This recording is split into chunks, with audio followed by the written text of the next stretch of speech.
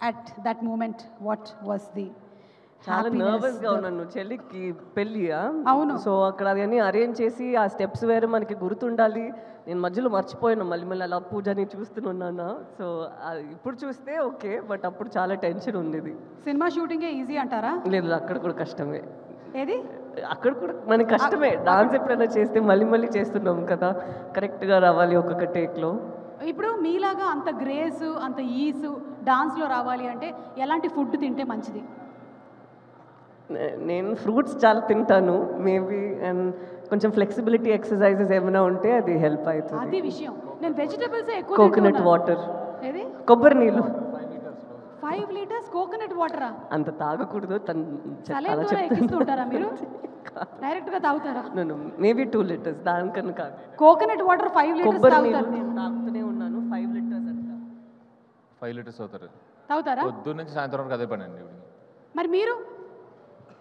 నాకు మంచినీళ్ళు కూడా ఉండవండి, సీరియస్లీ. డైరెక్టర్ కదండి. ఒక నిమిషం ఉండండి, అదేం లేదు.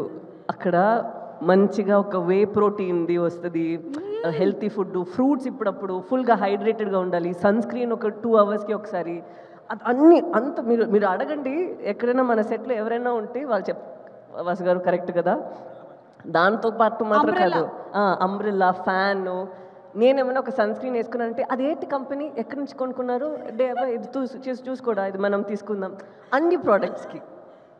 చందు గారు, నెక్స్ట్ హీరోనే చందు మొండేటి గారు గ్లామర్ విషయంలో మంచి మొండి పట్టు పట్టారని అర్థమవుతుంది.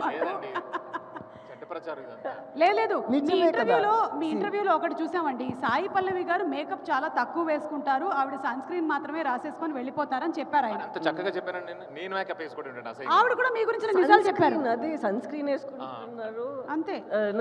అది చిన్న టాబ్లెట్ లో సన్ స్క్రీన్ వస్తుంది, దాని గురించి తెలుసు.